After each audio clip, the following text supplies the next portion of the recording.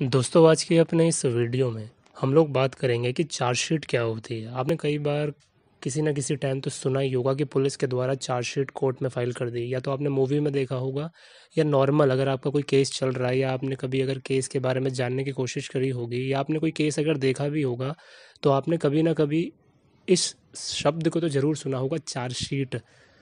तो आखिर ये चार्जशीट होती क्या है, इस बारे में चलिए आज हम डिस्कस करेंगे। देखिए, जब कभी भी कोई भी एक एफआईआर फाइल होती है तो पुलिस को इन्वेस्टिगेशन स्टार्ट करनी पड़ती है। जैसे सपोज़ करिए कहीं पर मर्डर हो गया, तो जब मर्डर की एफआईआर कराई जाएगी तो पुलिस की ये ड्यूटी है कि अब वो इन्वेस्टिगेशन स्टार्ट करेगी।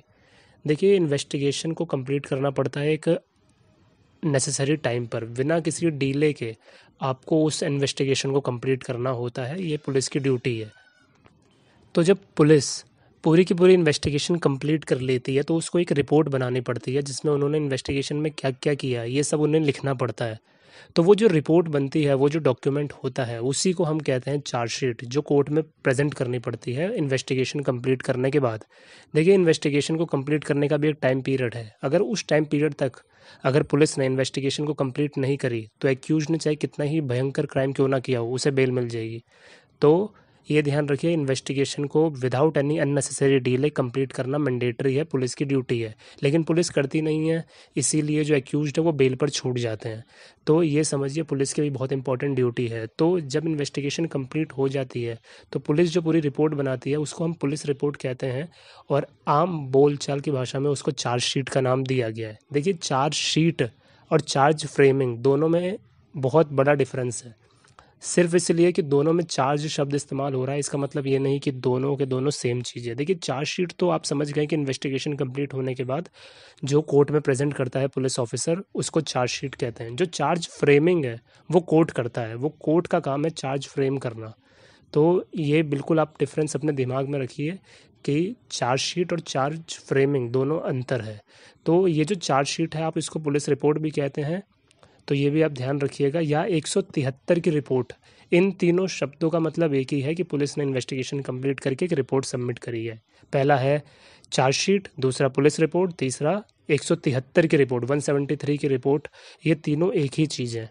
तो देखिए, क्या क्या चार्जशीट में आखिर मेंशन किया जाता है पुलिस के द्वारा। देखिए, सबसे पहले उसमें पार्टीज़ के नेम होते हैं कि पार्टी कौन है, मतलब एक एक्यूज्ड, एक विक्टिम, उसमें पार्टीज़ के नेम होते हैं। दूसरा, इन्फॉर्मेशन का नेचर कैसा है, मतलब किस नेचर का आपने इन्फॉर्मेशन दिया है, उसमें बेसिकली सब कुछ होता है। कॉग्निजेबल ऑफेंस है या रेप है, मतलब कि नाम लिखे होंगे, नेचर है उसका, इन्फॉर्मेशन का नेचर कैसा था। तीसरा, वो सारे बंदे जो उस केस के फैक्ट से एक्विंटेड हैं, मतलब कि जब इन्वेस्टिगेशन होती है तो कई पूछताछ होती है, तो हर कई बंदों का पूछताछ होता है, तो उन सब बंदों का नाम चार्जशीट में मेंशन करना ज़रूरी है। ये मैंडेटरी है, पुलिस की ड्यूटी है। और जो चार्जशीट में मेंशन होता है वो ये होता है कि क्या पुलिस को लगता है कि कोई ऑफेंस कमिट हुआ है, तो वो भी पुलिस बताएगी कि हाँ, हमें लगता है ऑफेंस कमिट हुआ है, और किसके द्वारा हुआ है ये भी चार्जशीट में मेंशन होती है।